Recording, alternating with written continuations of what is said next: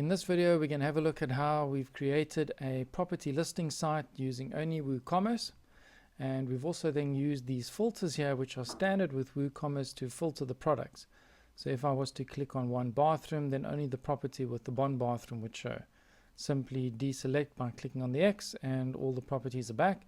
Similarly, if we go into a category, so if I, for example, went into Rondebosch, you'll see here that the items change according to the category that I'm in. And if I want to list all the properties, simply select all properties, and all properties are listed.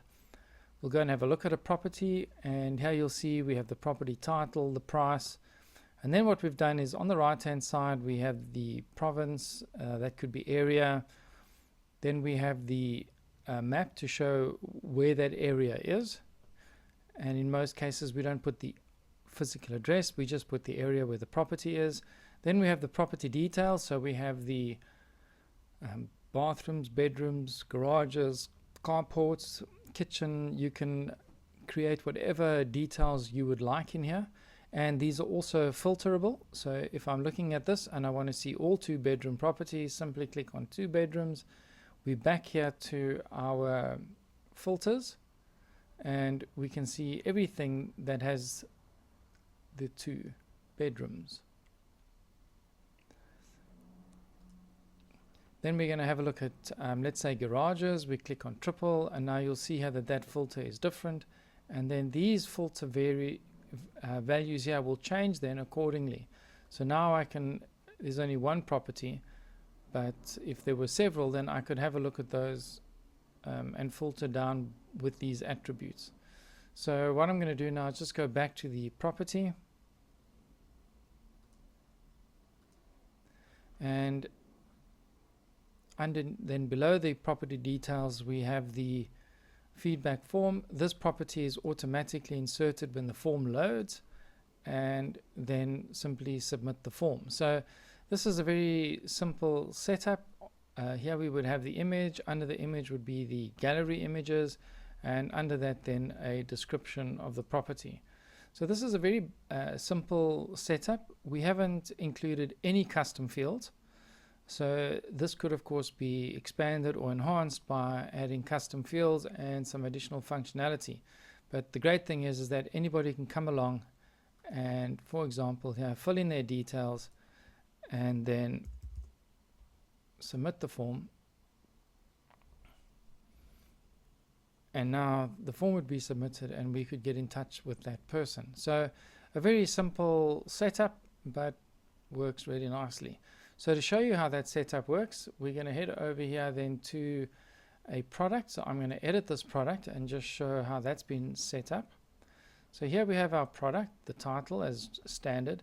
And then here we've included, or we've embedded, a Google map. And you'll see here that we've gone along to Google Maps. So we'll just do that again. And once on Google Maps, we've just selected an area. And so I'm going to select an area. And then what we did is we then just said share. Then we said embed map. We copied that HTML.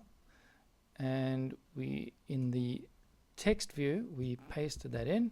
And then what we did is I changed this width to 100% and the height to 200, and that's just to make sure that it fits in that column very nicely.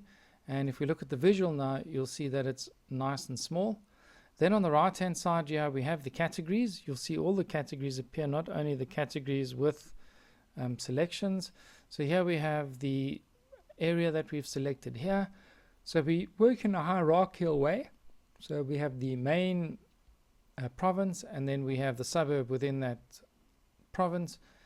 We might want to include a city and then a suburb. So if we wanted to do that, I would then simply head along and say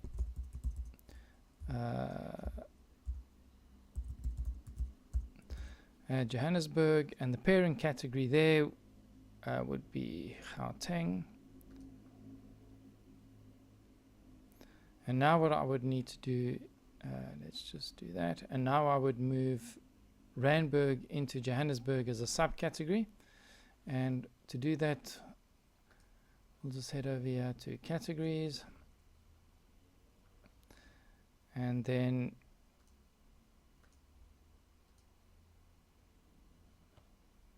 I'm going to change the parent category to Johannesburg. Right, so now you'll see that that's going to change that hierarchical structure. So if I update the page, you'll see now that we have that structure, and we've selected each of those categories for a specific reason, and we'll have a look at that now. Then what we have is we have the price as normal. Then under attributes, we have the attributes, and you'll see that we've left it as a simple product, and we've listed the attributes. There's no price variation here based on what you purchase, so we've just left it as a simple product. And then we have the product short description, which is then displayed underneath the image. So if I go now to view the product, you'll see that we have the title, the price. Here we have the description, which now contains the map. And now you'll see that under the location we have Johannesburg, Randburg, Gauteng. So anybody who is familiar with the area would know now that Randburg is a suburb of Johannesburg, which is a province, which is a city inside Gauteng. So that's just to give you a sense of the location. Then the property details, as I said, these are attributes, not variations. We've just kept the attributes on a simple product. And then the form. So the form is a short code that is embedded in the template. So here we are looking at the template inside Oxygen. So what we've done there is we've done the product title, we've put in the product price, and then we've used the product builder and created 2 columns. And what we've done is we've put in product images here for the product images, and then the product excerpt is then used here, which is the product short description, which is then filled in under the image. On the right hand side then you'll see here that we've used a code block to echo out the province information. I'll include a link to any code block content that is in this video below. And then we have the product description, the standard description, the product tabs, and we've also just used the function here to strip out the tabs and also to strip out the other items that would normally fall within that product tab. And then we have the short code.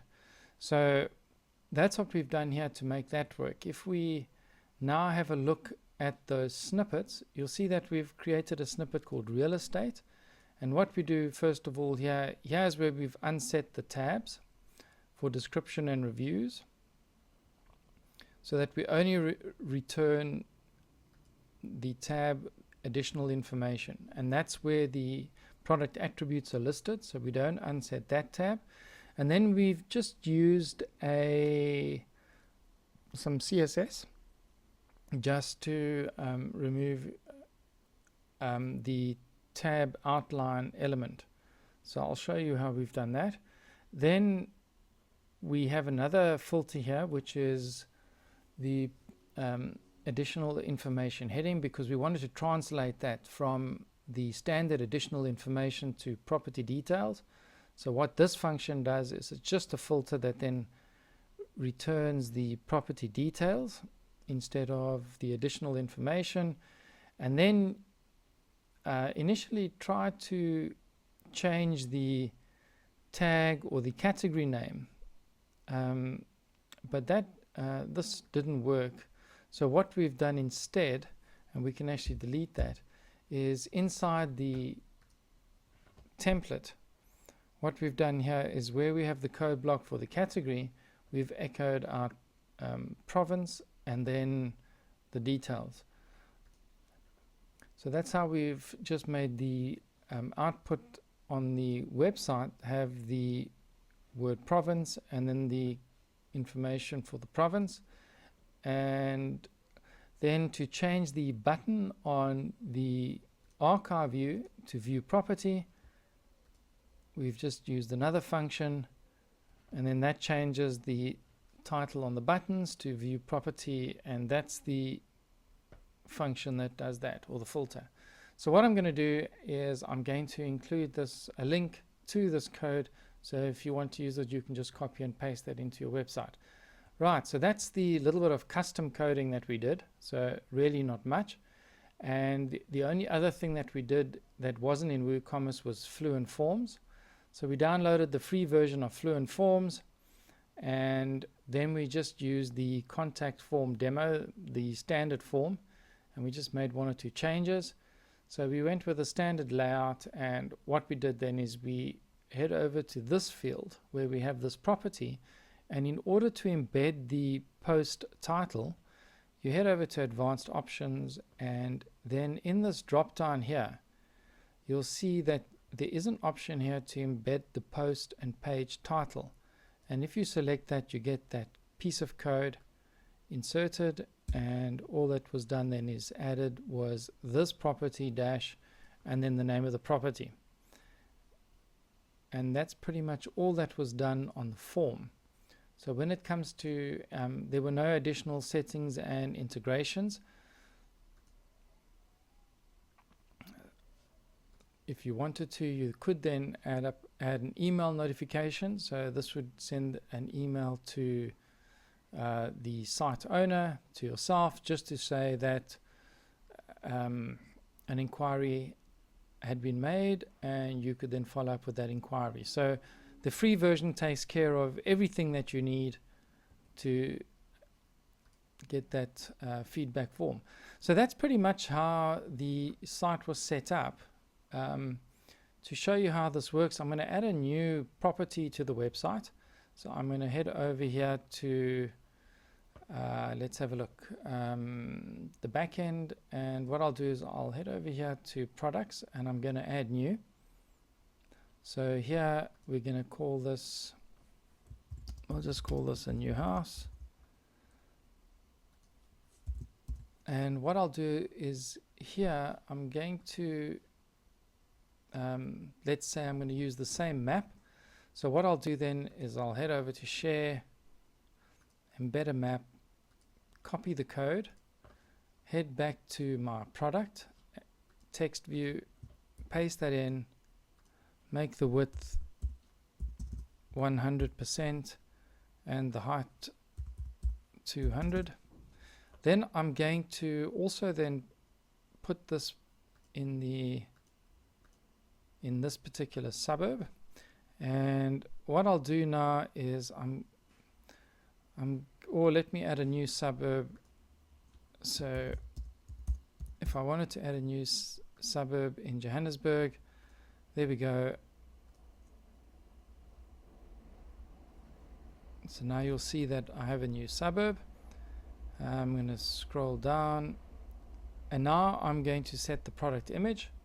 I've only got the 2 houses, so what I'll do is I'll just use one of these other images here, and we'll just go with the decor image. And now let's just have a look here at the price. So let's make that the price, and now for attributes, you'll see here now that I need to just add bathrooms. So now I just add the attributes that I'm going to need. I won't need that, bedrooms, and the last one will be garages. So what I'll do now is under bathrooms I have 1, 2 and 3, so let's make this a really big house. So we have 4 bathrooms, and under bedrooms we'll go 5 bedrooms. So we're just going with values that haven't been used before. And then here under garages we're going to go with 4. So there we have our attributes. We'll just save those. That's all that we have to do. And then of course we need a product short description. So what I'm going to do is just head over here and copy this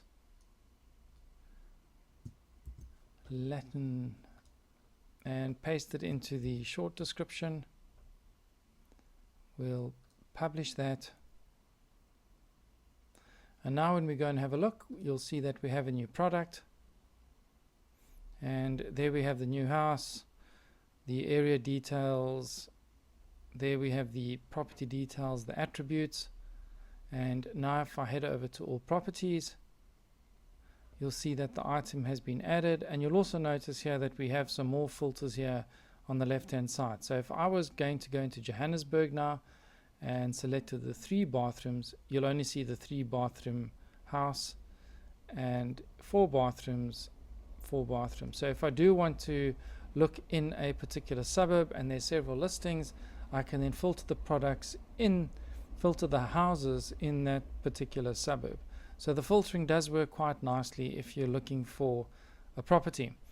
The next thing that we're going to look at then is just adding a new attribute. So here we added some extra values to the attribute, but we didn't actually change or add any extra attributes. So let's say we have bathrooms, bedrooms.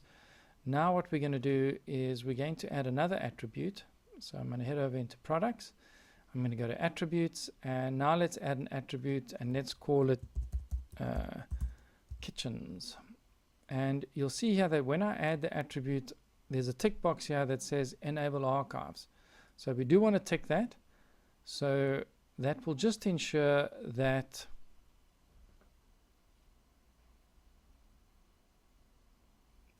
we can click on the values. So now I'm going to configure the terms.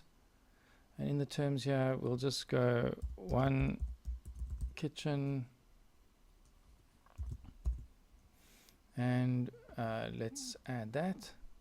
And then another one, let's go 2 kitchens. And we'll add new kitchens. Now we have the kitchens added. So now if I head over to a property, so let's have a look here. I'm going to go over to this property we created. We're going to edit that product, and I'm just going to add a kitchen to that. So I'm going to scroll down here, head over to attributes, and now I'm going to just select kitchens, add. We add the kitchens, and now let's go with 2 kitchens, and it's visible on the product page. Update that. I'm going to view the product. So here we are. Now we have kitchens, and the other nice thing now is that when I go back to all properties, you'll actually see that that filter hasn't been added. So in order to add that filter, what we're going to do now is just head over here to our parents, to widgets, and with the widgets here, now we're going to add the widget to filter the products by attribute. So you'll see that it's called filter products by attribute. Head over there, type in filter products by attribute,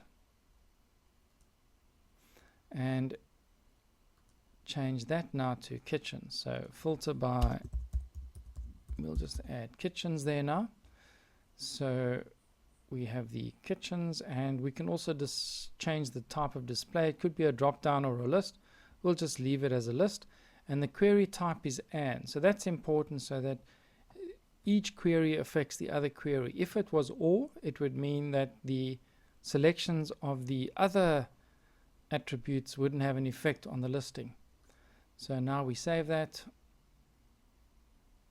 and now what we're going to do is just head over to our products.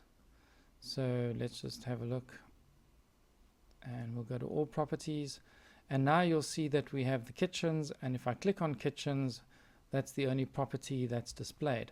Now the other thing that we can do here is there's another filter that we can add. So let's head over to widgets, and let's just do that. And now what I'm going to do is look at attributes. Let's go to filter, and what we're going to look at is active product filters.